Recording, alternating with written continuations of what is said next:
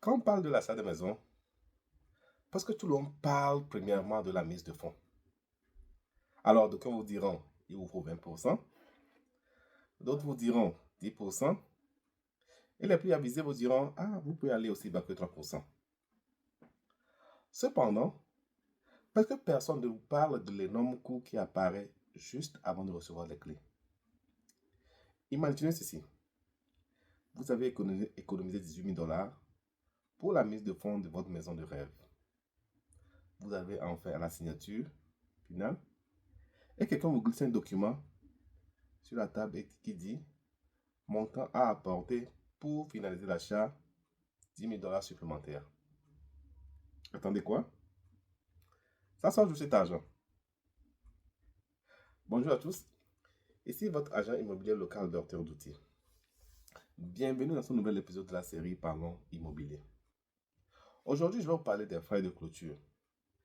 Un coût qui choque souvent les nouveaux acheteurs. Voici la réalité.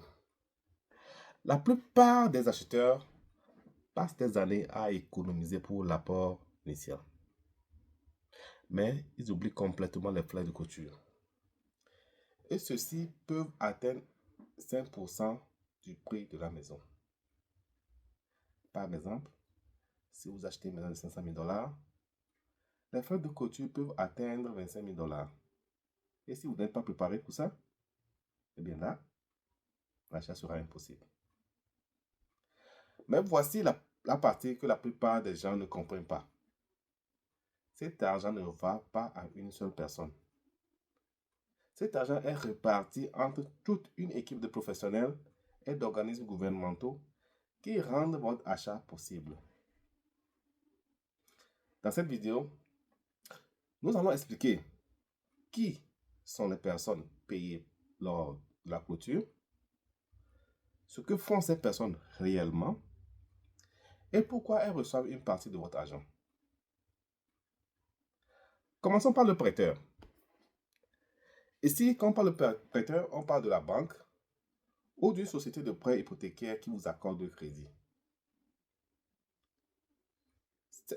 Disons la banque, par exemple, vous facture plusieurs frais, notamment les frais d'ouverture du prêt pour créer et mettre en place votre hypothèque, les frais de souscription pour analyser vos finances et évaluer le risque qu'ils sont en train de vouloir prendre, les frais de traitement de dossier administratifs, mais aussi payants. Pourquoi sont-ils payés? C'est obvious. Mais parce qu'ils vous prêtent de l'argent, des centaines de milliers de dollars, et ils doivent vérifier que vous pouvez rembourser cet argent-là. Typiquement, ils chargent, disons, 1000, 3000 dollars ou plus. Le deuxième intervenant, c'est l'évaluateur immobilier. Quand vous trouvez une maison que vous voulez payer, vous avez un prêteur qui vous a accordé un crédit, le prêteur engage un professionnel indépendant pour déterminer la valeur réelle de la maison sur le marché. Pourquoi? Parce que si vous arrêtez de payer votre prêt, la banque doit s'assurer que la maison vaut au moins le montant qu'elle vous a prêté. Mais il y a aussi un deuxième point très important. Cet évaluateur immobilier vous permet à vous aussi, l'acheteur, de vous assurer que la maison coûte vraiment le prix qu'on vous donne. N'oubliez pas, le vendeur peut augmenter le prix comme il veut. Mais l'évaluateur permet de remettre les barres à la normale. Typiquement, l'évaluateur immobilier, il charge souvent 400 à 800 dollars, mais dépendamment, ce prix peut varier. Mais c'est juste un exemple ici. Le troisième intervenant, c'est qui? La société du titre. Voici l'un des frais de clôture les plus importants et les plus confus aussi. Mais je vais vous expliquer ça calmement. C'est quoi le travail de la société du titre? Mais son travail consiste à vérifier que personne d'autre ne possède des droits légaux sur la propriété. Alors, il vérifie les taxes impayées, les privilèges ou dettes liées à la maison? Est-ce que quelqu'un auparavant avait pris une dette et utilisé la maison comme une garantie? Les conflits de propriété, les erreurs d'enregistrement. En somme, il s'occupe aussi de la clôture, de la procédure, en fait, de la procédure de clôture. La société du titre aussi s'occupe de ça. Alors, le frais qu'il charge souvent inclut la recherche du titre, l'assurance du titre et les frais de règlement de clôture. Cela coûte environ 1000, 3000 dollars ou plus. Mais je veux dire quelque chose de très important. Sans eux, vous pourriez acheter une maison qui appartient légalement à quelqu'un d'autre. Donc, ils jouent un rôle très primordial. Donc, on parle souvent de double vente dans certains pays. Eux, ils vous permettent d'éviter ce problème-là. Un autre groupe qui travaille aussi avec l'assurance du titre, c'est la société du titre, c'est l'assurance du titre. C'est techniquement séparé, mais lié aussi à la fois. L'assurance du titre protège vous, le prêteur, vous, l'acheteur, et aussi le prêteur, si un problème apparaît dans l'historique de la propriété. Par exemple, supposons que quelqu'un se présente en affirmant avoir hérité de la propriété. L'assurance du titre couvre alors les frais juridiques pour régler ce problème-là. Il existe généralement deux types d'assurance titre. Il y a une police du prêteur qui est obligatoire et il y a une police du propriétaire. Cela est optionnel mais généralement recommandé. L'assurance titre coûte généralement 0,5% à 1% du prix de la maison. Mais ce coût varie en fonction de la localité aussi. Le cinquième élément, ou bien le cinquième intervenant, c'est le gouvernement. Ah oui, Oncle Sam est aussi payé. Lorsqu'une propriété change de propriétaire, la localité ou bien l'État facture des frais d'enregistrement et des taxes de transfert.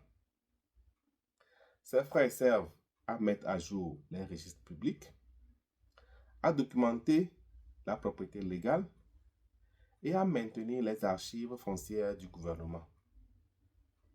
Typiquement, ça coûte entre 100 dollars à plusieurs milliers de dollars, dépendamment de l'endroit, de la maison, de la localité, de beaucoup d'autres facteurs. Ensuite vient l'assurance habitation, l'assurance de la maison. Avant la clôture, le prêteur exige que vous achetiez une assurance habitation. Pourquoi cela est important? Ça permet de protéger la banque et vous l'acheteur.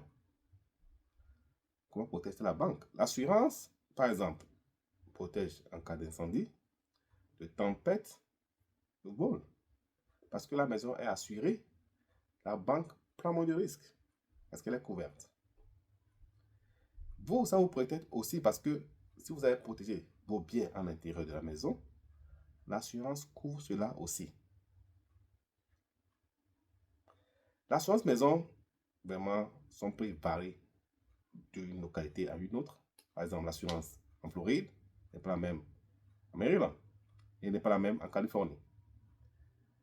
Si vous suivez les nouvelles, vous allez voir que les compagnies d'assurance sont en train de fuir même certains États comme Californie ou Floride. C'est tellement cher là-bas. Mais si je veux dire, ici à Maryland, ça coûte généralement entre 800 et 2000 dollars. Mais ça va aussi en fonction de la maison en soi. À quoi ressemble votre maison? Si c'est un townhouse, une single house ou bien, puis la forme, tout ça là quoi. Le septième intervenant, c'est l'inspecteur immobilier. Avant de finaliser votre achat, il est vraiment conseillé aux acheteurs d'engager un inspecteur immobilier. Cet inspecteur joue un rôle très, très primordial. C'est lui qui viendra dans votre maison pour s'assurer que la structure est en bon état. Le toit n'est pas à bout de couler. La plomberie marche bien. L'électricité ne vous causera pas de court-circuit. Il joue un rôle très, très primordial. Parce que vous pouvez entrer dans une maison propre, peinture belle, mais la structure est à point de tomber. L'inspecteur immobilier coûte environ 300 à 700 $, mais c'est un frais que vous ne voulez pas éviter. Ne faites pas l'erreur là. Finalement, il y a l'agent immobilier, comme moi. Les agents immobiliers ne sont généralement pas payés par l'acheteur à la clôture. Leur commission provient habituellement du vendeur, mais ce n'est pas vrai dans tous les cas. Il y a des cas où l'acheteur aussi participe au paiement de leur commission. Même si ils reçoivent leur paiement le jour de la clôture, leur commission n'est pas inclue dans les frais de clôture. J'ai seulement inclus ce groupe de personnes ici parce que pour vous expliquer quels sont les différents intervenants lors de la clôture. Alors, mettons tout ça ensemble dans un exemple. Donc, supposons que vous achetez une maison de 500 000 $. Qu'est-ce que cela peut vous coûter si on regarde les chiffres que je viens d'élucider? Par exemple, le prêteur, 1000 $. L'évaluateur, disons, le paie 500 $. La maison de titre, 1500. L'assurance titre, 2500. Le gouvernement prend 200 $. Ils sont généreux pour cet exemple-ci. Pour votre maison, vous payez une assurance de 1500 $. Et vous avez eu agencé de prendre un inspecteur qui vous coûte à peu près, disons, 300 $. Ça, c'est un exemple ici. Donc, vous voyez que, en plus de la mise de fonds, vous devez aussi payer les frais de clôture qui s'évaluent ici à 7500 $. OK? Mais, il y a quand même une bonne nouvelle, comme toujours. Les frais de clôture, ce montant que je viens de vous expliquer, ne viennent pas toujours de votre poche. Dans certains cas, ils peuvent être payés en partie par le vendeur, dépendamment de la négociation. Si vous avez un bon agent immobilier comme moi, ils peuvent être aussi couverts par les crédits du prêteur. Ils peuvent aussi être intégrés dans la négociation. Acheter une maison, en fait, est l'une des décisions financières les plus importantes de votre vie. Et comprendre où va votre argent pour vous faire économiser et éviter les mauvaises surprises le jour de la signature. J'espère que cette vidéo vous a aidé à mieux comprendre les frais de clôture.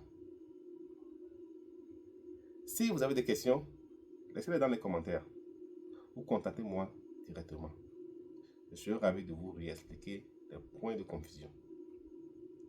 Merci et à très bientôt dans la prochaine vidéo.